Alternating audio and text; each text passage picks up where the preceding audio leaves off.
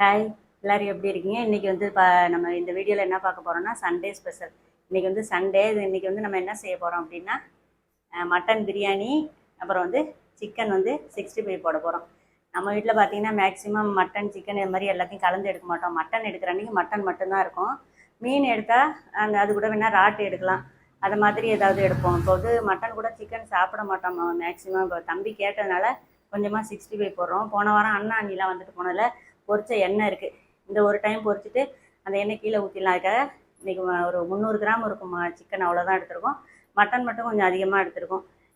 மேலே வந்து தண்ணி டேங்க் வந்து லீக்கேஜ் இருக்குது. அதை பூசுறதுக்கு வந்து கொத்தனார் வந்திருக்காங்க 2 பேர். அவங்க எல்லாருக்கும், நம்ம வீட்டில் உள்ளவங்க எல்லாருக்கும் ஃபஸ்ட்டு காப்பியை போட்டுட்டு இந்த பிரியாணி பாட்டில் தான் பிரியாணி செய்ய போகிறோம். இது வந்து புதுசு. இந்த வீடியோ வந்து நான் போட்டிருக்கேன். லிங்க் வந்து டிஸ்கிரிப்ஷன் பாக்ஸில் கொடுக்குறேன், பாருங்கள். எங்கே வாங்கினேன் என்னங்கிறதெல்லாம் வீடியோ ரேட்டு எல்லாமே நான் வந்து டீட்டெயில்டாக அதில் போட்டிருக்கேன். நம்ம இன்றைக்கி வந்து இது 1 கிலோ செய்கிற அளவுக்கான பாத்திரம். இதில் தான் நம்ம இன்றைக்கி வந்து பிரியாணி செய்ய போகிறோம். நல்ல திக்னஸ்ஸு நல்லா இருக்குது. ஃபஸ்ட் டைம் செய்ய போகிறோம், எப்படி வருதுன்னு பார்ப்போம். அப்படியே தொடர்ந்து ஃபஸ்ட்டு நம்ம மட்டன் வேக வைக்கணும். அதுக்குள்ள இந்த காப்பியை மட்டும் போட்டு கொடுத்துட்டு நான் அப்படியே மட்டன் வேக வைக்கிறதெல்லாம் உங்களுக்கு காமிக்கிறேன்.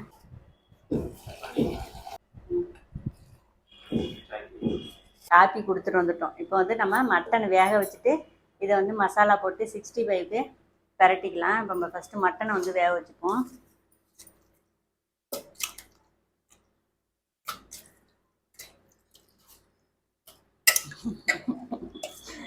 போய் செவுத்தில் போய் ஒட்டிட்டேன்.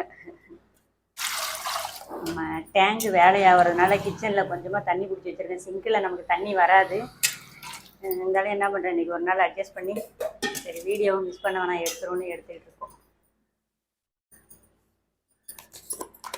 கிட்ட காட்டு தம்பி, கிட்ட. இதுக்கு வந்து ஒரு 1/2 ஸ்பூன் மஞ்சத்தூள். நம்ம பிரியாணிக்கு வந்து மஞ்சத்தூள் போட போகிறதில்ல. மட்டன் வேக வைக்கும் போது மஞ்சத்தூள் போடுறோம்.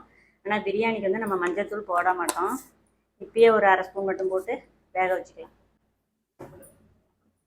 இப்போ அடுத்தது வந்து இதில் இஞ்சி பூண்டு பேஸ்ட்,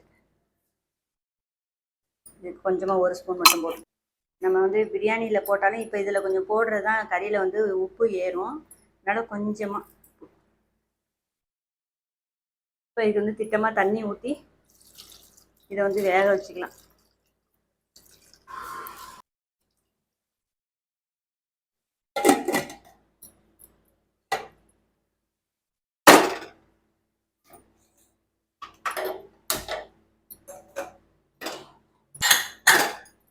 இப்போ நம்ம வந்து மீடியம் ஃப்ளேமில் வச்சு ஒரு 3லேருந்து 4 விசில் வச்சு எடுத்துக்கலாம். அதுக்கப்புறம் பிரியாணி தாளிக்கணும். இது வந்து கொஞ்சமாக கொழுப்பு எடுத்து வச்சுருக்கோம். பிரியாணி தாளிக்கும் போது இது போட்டுக்கலாம்.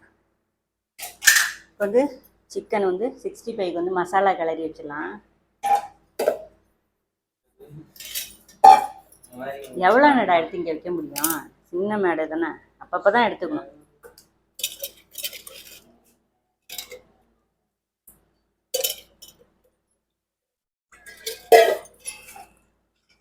சிக்கன் வந்து நல்லா எடுத்துக்கிட்டோம். ஒரே ஒரு பொருள் மறந்துட்டேன். Chicken 65 masala, chicken 65. நம்ம வீட்டு மசாலா போட்டாலும் இது வந்து 65 மசாலா. இது கொஞ்சமாக போட்டு போகுது. கொஞ்ச நேரம் எல்லாத்தையும் போட்டு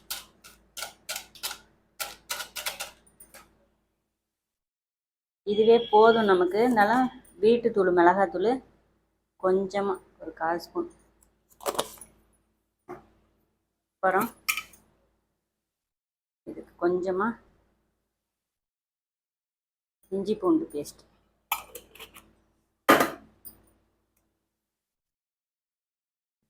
லெமன் கொஞ்சம் கட் பண்ணி வச்சுப்போம். இது ஒரு லெமன் எடுத்துருக்கோம். இது வந்து 65க்கும் அப்புறம் வந்து பிரியாணிக்கு 2த்துக்குமே இதுதான். இதுக்கு வந்து வேறு என்ன பண்ணணும்? தயிர்.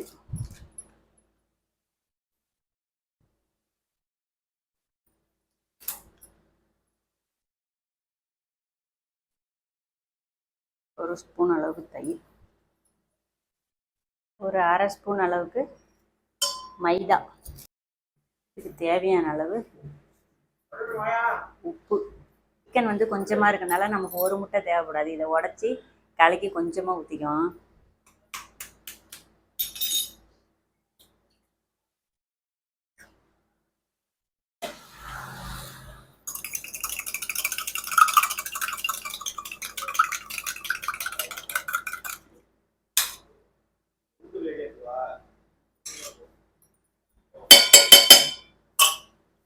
இதை வந்து நம்ம மீடியம் ஆம்லேட் போட்டுக்கலாம். லைட்டாக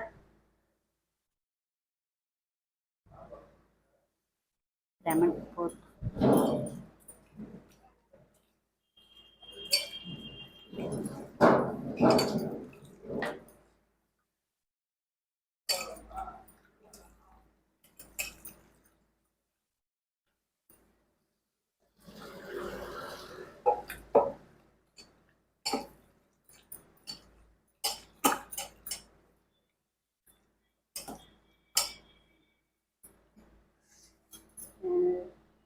மட்டன் வேகணும், சிக்கன் 65 வந்து ஊறணும். இந்த டயத்துக்குள்ள நம்ம அப்படியே கீழே கட்டணும்.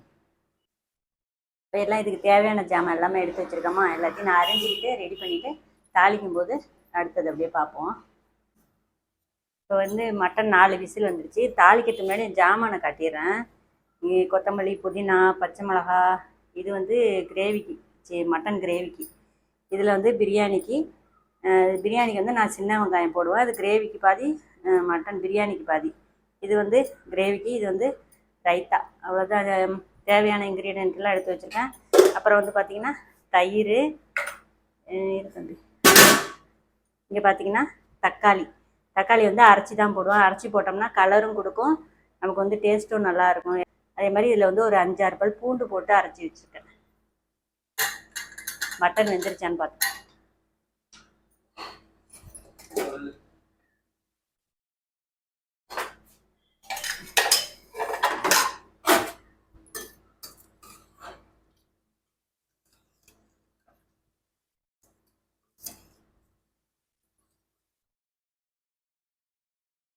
மட்டன் வந்து சூப்பராக வெந்துருச்சு. இப்போ அப்படியே தாளிக்கலாம். இப்போ நான் என்ன செய்கிறேன், தாளிக்க போகும்போது தான் நம்ம வந்து ரைஸ் வந்து தண்ணியில் ஊற வைக்கணும், கழுவிட்டு. இது வந்து பார்த்திங்கன்னா இந்த கப்பால் 3 கப்பு வந்து ரைஸ் எடுத்துருக்கேன். அதை நம்ம ஃபஸ்ட்டு தண்ணி ஊற்றி ஒரு தடவை கழுவிட்டு ஊற வச்சுட்டு அதுக்கப்புறம் அப்படியே தாளிச்சிக்கலாம். நம்ம குழம்புக்கு கிரேவி சொன்னால அதுக்கு வந்து கொஞ்சம் எலும்பு, அந்த ஈரல்லாம் இருக்குல்ல, அதை வந்து தனியாக எடுத்துக்கலாம். ஈரலை நான் எங்கன்னு போய் தேடுறது? ஈரல் தேடுறது தான் பெரிய வேலை.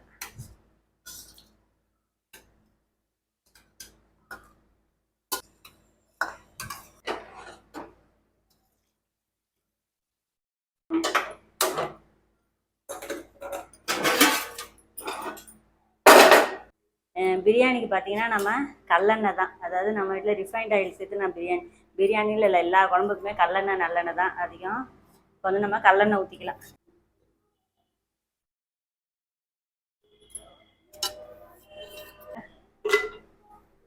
கிராம்பு வந்து இதில் போடுறது இல்லை, மசாலாவில் அரைக்கிறதோட சரி. இதில் வந்து கிராம்பு வந்து நான் போட மாட்டேன். காஞ்சோன்னே எண்ணெய், வெங்காயம். இப்போ இந்த வெங்காயத்துக்கூட நம்ம இந்த சின்ன வெங்காயத்தையும் நம்ம சேர்த்துக்கணும்.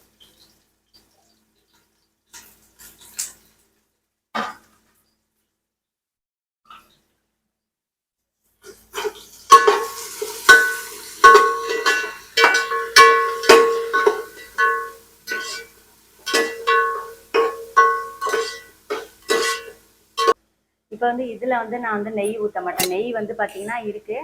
இது வந்து லாஸ்ட்டாக தம் போடுவோம் பார்த்தீங்களா, அப்போ மேலே ஊற்றி போடுறதோட சரி. தாளிக்கும் போது வந்து நெய் வந்து சேர்க்கறதில்ல. இது மாதிரி கண்டிப்பாக ட்ரை பண்ணி பாருங்கள், ரொம்ப நல்லா வரும்.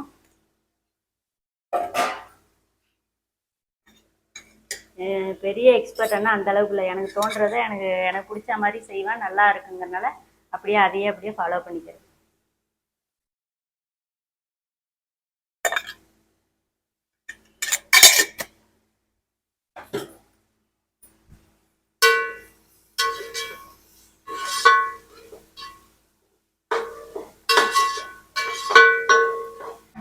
நம்ம பிரியாணிக்கு வந்து பிரியாணியோட டேஸ்ட்டு கொடுக்கறது வந்து வெங்காயம் எந்த அளவுக்கு சேவறதோ அந்த அளவுக்கு நல்லா இருக்குது. அதாவது நல்லா கருகி போகிறதுக்கு முன்னாடி ஸ்டேஜ். அந்த டயத்தில் சேர்க்கும் போது அடுத்தடுத்த பொருள் டக்கு டக்குன்னு சேர்க்கும்போது சீக்கிரமாக கிரேவி ரெடி ஆகிடுது. அதே மாதிரி பார்த்திங்கன்னா பிரியாணி கலரு டேஸ்ட்டு எல்லாமே இந்த வெங்காயம் நமக்கு வந்து வதங்குறதுல தான் இருக்குது தவிர மற்ற வந்து பட்டை கிராம்லாம் தாளிக்கும் போது அதிகமாக சேர்க்கணுங்கிறத விட இந்த ஒரு விஷயம்தான். இது கரெக்டாக செஞ்சிட்டோம்னாலே பிரியாணி டேஸ்ட் வந்து நல்லா இருக்குது.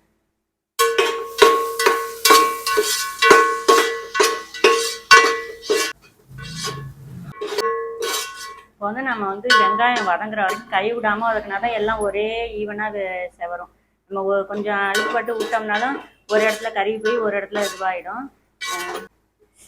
இந்த அளவுக்கு நமக்கு நல்லா ரெட்டாக வரும். அதாவது நம்ம ஆயில் பார்த்தீங்களா, எண்ணெயில் போட்ட வெங்காயம் வதங்கினதுக்கப்புறம் நம்ம ஊற்றின எண்ணெய் எல்லாமே தனியாக பிரிஞ்சு வந்துருச்சா. இப்போ இதுதான் கரெக்டாக இருக்கும். இப்போ அடுத்தடுத்து டக்கு டக்குன்னு நம்ம ஒரு பொருளாக போட்டுடலாம். ஃபஸ்ட்டு நம்ம வந்து இந்த மிளகாத்தூள் இருக்குல்ல, இது வந்து காஷ்மீரி மிளகாய் சாதா மிளகாய் ரெண்டும் சேர்த்து அரைச்சது. வீட்டு மிளகாத்தூள் தான், கடைத்தூள் கிடையாது. அதனால் கலர் நல்லாயிருக்கும். அதாவது வெங்காயம் வதங்கினதுமே இது ரெண்டையும் போட்டுடும். அடுத்தது இந்த பிரியாணி மசாலா இல்லை ஒரு ஸ்பூன் அளவுக்கு இதை போட்டுட்டு கொஞ்சம் நல்லா வந்து இதை மாதிரி வதக்கும்போது நமக்கு நல்லா கலர் வரும். இப்போ வந்து நம்ம அந்த கொழுப்பு எடுத்து வச்சுருக்கோம் இல்லைங்களா, அதை சேர்த்துக்கலாம்.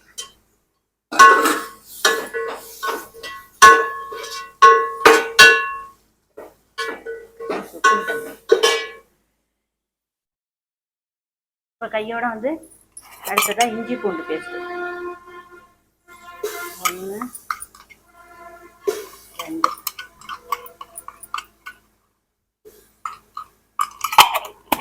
சேர்த்துட்டு இப்படி ஒரு 2 கலரிட்டு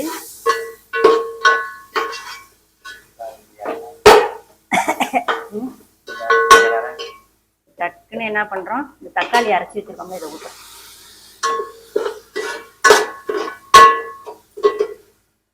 இப்போ கொஞ்சமாக தண்ணி சேர்த்து இது வந்து வதங்குற வரைக்கும் நம்ம வதக்கிட்டே இருக்கணும்னு தேவையில்ல. இது மாதிரி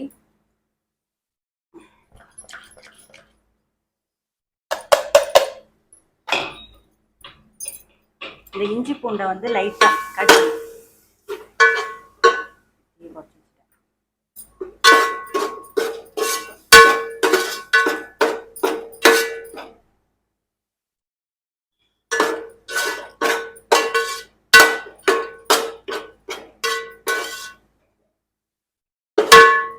இப்படி லைட்டாக தண்ணி ஊற்றிக்கிட்டோம்னா நமக்கு சீக்கிரம் வதங்கிடும். அதே மாதிரி பாத்திரத்தில் வந்து அடி பிடிக்காது. இஞ்சி பூண்டு பேஸ்ட் வந்து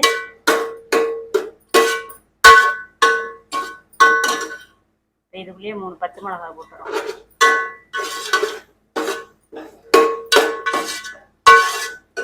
போட்டுட்டு புதினா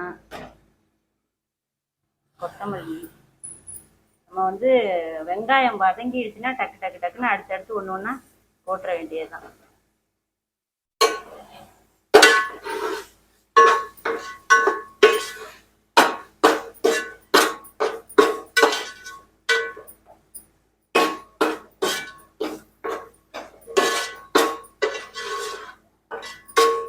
பார்த்தீங்கன்னா கலர் வந்து நல்லா நமக்கு ரெட்டாக இருக்கும்.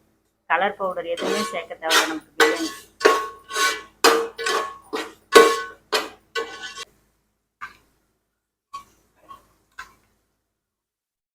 தயிர் சேர்த்து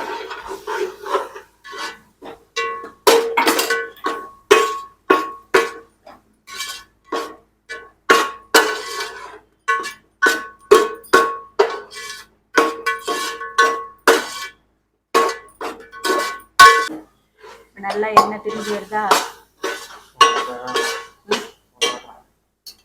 இப்போ வந்து நம்ம அப்படியே மட்டனை சேர்த்து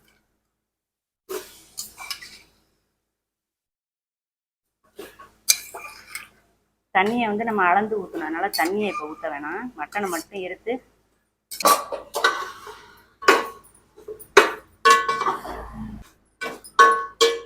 வந்து துளசி அரிசி இருக்குல்ல அதுதான் செய்ய போகிறோம். அதனால் 1க்கு 2 தண்ணி வச்சுக்கலாம். இதே ஜீரக சம்பான்னா 1க்கு 1.25 வைக்கலாம். பாசுமதினா 1க்கு 1.5 இதுவே போதும். இது துளசி பிராண்ட் வந்து கொஞ்சம் நின்று வேகிறதுனால நம்ம 1க்கு 2 தண்ணி வச்சுக்கலாம். இப்போ மட்டன் தண்ணியை ஊற்றிப்போம். மீதி வந்து நார்மலாக பச்சை தண்ணி வந்து நம்ம ஊற்றிக்கலாம்.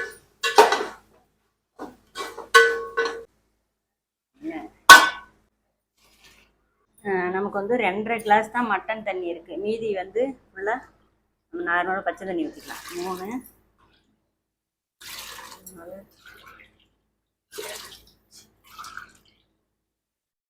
4 6 கிளாஸ் தண்ணி ஊற்றிக்கலாம்.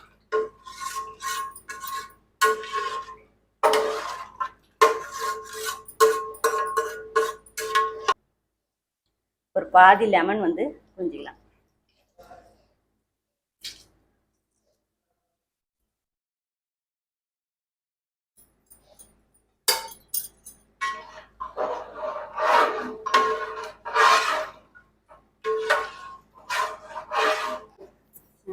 அவ்வளோதான். நம்ம இப்போ அப்படி நல்லா கொதித்து கொதிச்சதுக்கப்புறம் அரிசி போடணும். இப்போ அப்படியே வந்து ஊற்றி வச்சுக்கலாம். அதுக்குள்ளே இன்னொரு பக்கம் நான் வந்து கிரேவி தாளிச்சிக்கிறேன்.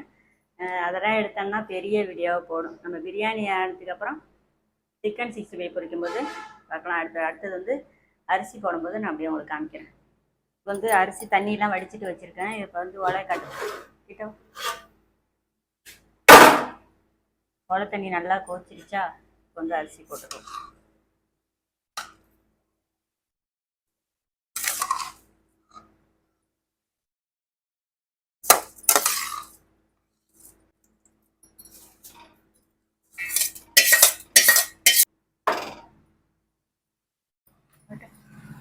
இப்போ நம்ம வந்து அப்படியே மீடியம் ஃப்ளேமில் வச்சு நல்லா வேக வச்சுக்கலாம். கொஞ்சம் ட்ரை ஆனதுக்கப்புறம் தண்ணியும் எப்போதும் தம் போடுவோம்ல, தம் போடுறப்ப நான் வந்து அப்படி பார்க்குறேன். இப்போ வந்து அப்படியே மூடி வச்சு இப்போ பார்த்தீங்கன்னா நமக்கு தண்ணியும் அரிசியும் லெவலாக வந்துடுச்சா. லைட்டாக புதினா கொத்தமல்லி தூவிட்டு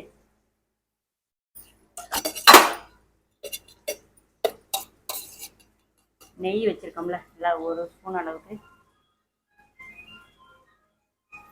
ஓகே,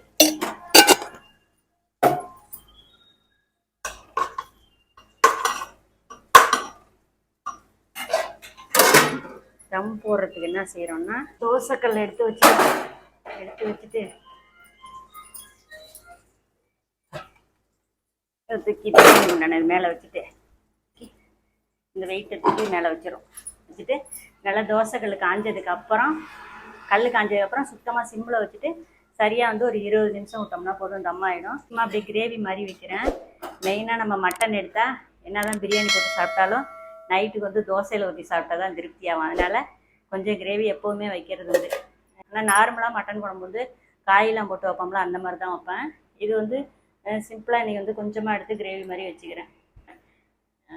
சரி, தம் ஆனதுக்கப்புறம் பார்க்கலாம். அடுத்தது நான் கிரேவியை வச்சுட்டு சிக்கன் பொரிக்கிறப்ப உங்களுக்கு காமிக்கிறேன். பிரியாணி தம் வந்து அப்படியே ஒரு 20 நிமிஷம் ஆகிடுச்சு. அப்படியே இது வந்து அடுப்பு ஆஃபில் தான் இருக்குது. தூக்கி இந்த அடுப்புக்கு மாற்றிட்டேன்.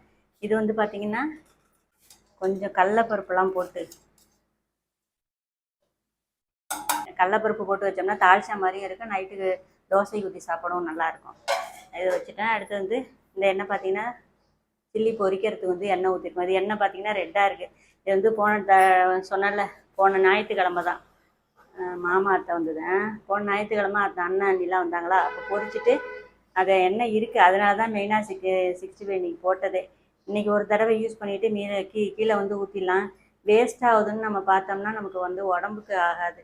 அதனால் இன்றைக்கி பொரிச்சிட்டு ஒரு டைம் பொரிக்க முடிஞ்சால் பொரிக்கலாம், இல்லைன்னா கீழே வந்து ஒரு மூடு வந்து ஊற்றினாலும் ஊற்றினது தான். இது வந்து எண்ணெய் வந்து இது மாதிரி சுட்ட எண்ணெய் ரொம்ப நாள் வச்சு யூஸ் பண்ணக்கூடாதுன்னு சொல்கிறதுனால இப்போ தம்பிக்கும் தோசையில் ஊற்றி கொடுக்கலாம் கொஞ்சம் பயமாக தான் இருக்குது எனக்கு. அதனால் 2 டைம் பொரிச்சிட்டோம்னாலே கொஞ்சம் மாதிரி திக்காகிடுதா, அதனால் வந்து கீழே ஊற்றிடுறது தான். 2-3 தடவை பொரிச்சிட்டு கீழே ஊற்றிடுறது. இப்போ வந்து எண்ணெய் காஞ்சிருச்சு, நம்ம வந்து போட்டு பொரிச்சுப்போம். இந்த மாதிரி சில்லி பொரிக்கிறது வந்து எண்ணெய் நல்லா காஞ்சதுக்கப்புறம் போட்டோம்னா தான் நல்லா. அரை காய்ச்சலில் போட்டோம்னா எண்ணெய் நிறையா இழுக்குது. எண்ணெய் நல்லா காஞ்சதுக்கப்புறம் போட்டோம்னா எண்ணெய் ஓரளவுக்கு ரொம்ப இழுக்காமல் இருக்குது சில்லிலாம். நம்ம இதை பொரிச்சிட்டு அப்படியே வந்து தம் உடச்சி பார்த்துருவோம் எப்படி இருக்குன்ட்டு. அது வரைக்கும் அப்படியே வந்து திறக்கல. ஒரு 20 நிமிஷம் தம் போட்டோமா, ஒரு 10-15 நிமிஷத்துக்கு உடனே திறக்கக்கூடாது. அந்த ஆவி வந்து அப்படியே இருந்தால் தான் நல்லா ரைஸ் வந்து நல்லா குக் ஆகும். அப்படியே இருக்கட்டும், நம்ம இதை பொரிச்சிக்கலாம். பொரிக்கிறப்ப நல்லா ஒரு தடவை கலந்துட்டு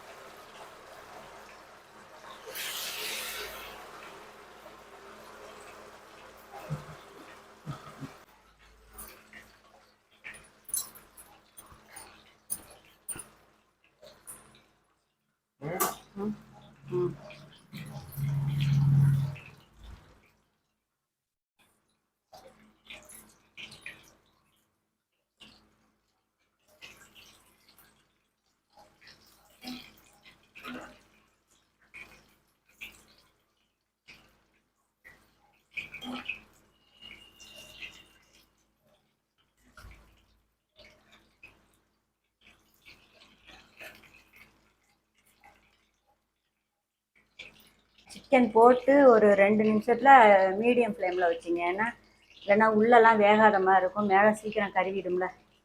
சிக்கன் போடுற வரைக்கும் எண்ணெய் நல்லா ஃபுல்லாக காய வச்சுட்டு சிக்கன் போட்டதுக்கப்புறம் தீயை வேணால் கொஞ்சம் கம்மி பண்ணிக்கலாம்.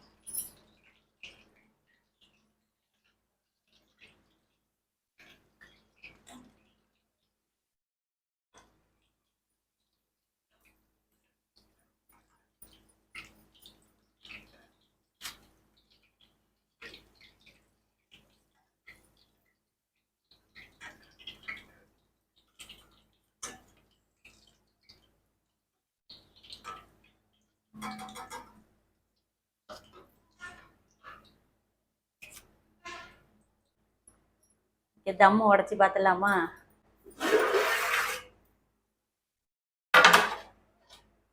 சூப்பராக தம் ஆயிடுச்சா? அப்படியே உள்ள காட்டு. கொஞ்சம் கூட நமக்கு அடி பிடிக்கல. இதே ஒரு கரெக்டு.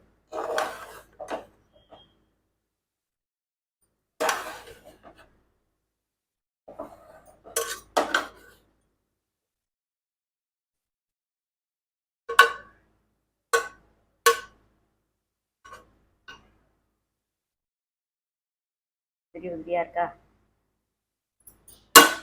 சூப்பராக நமக்கு தம் ஆயிடுச்சு. நல்லா அரிசிலாம் சாதம்லாம் நல்லா உதிரி உதிரியா இருக்கு. அப்படியே சாம்பிள் பார்த்துடலாமா? ஒரு பீஸோட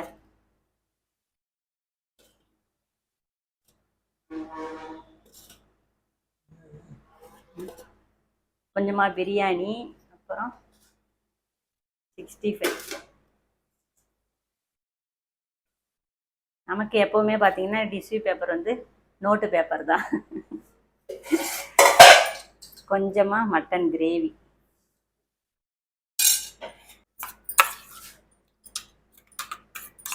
கொஞ்சமாக ரைத்தா. மட்டன் பிரியாணி, சிக்கன் 65, ரைத்தா, அப்புறம் மட்டன் கிரேவி. வாங்க எல்லாம் சாப்பிட்லாம். நான் சாப்பிட்டு பார்த்து எப்படி இருக்குன்னு சொல்கிறேன்.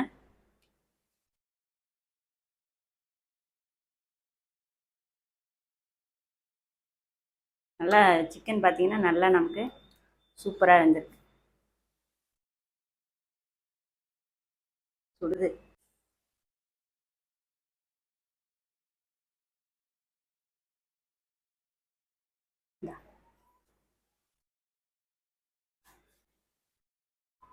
ஓகேவா? சாப்பிட முடியாத அளவுக்கு சூடு.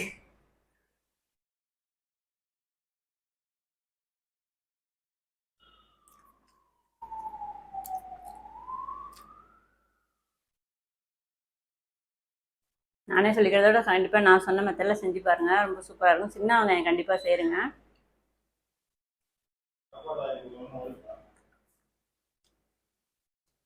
ஓகே, சூப்பராக இருக்குது. நாங்களே சாம்பிள் பார்த்துட்டோம். உங்களை வேலையெல்லாம் முடிச்சுட்டு வரதுக்குள்ளே இன்னும் லேட் ஆகிடும். அதனால் எல்லாம் தலை அலங்கோலமாக இருக்குது. ஒர்க் பார்த்துட்டு அப்படியே கார்பெண்டர் வேலை முடிச்சுட்டு வந்து அப்படியே வீடியோ காமிக்க சரியாக இல்லை. அதனால் நானே சொல்லிட்டேன். ஓகே, எல்லோரும் சாப்பிட போகிறோம். நீங்களும் சண்டே கிழமை நீங்களும் சாப்பிட்டுட்டு சண்டேவை என்ஜாய் பண்ணுங்கள். உங்கள் வீட்டில் என்ன சாப்பாடுங்கிறத கமெண்ட்டில் சொல்லுங்கள். Okay, tata, bye friends.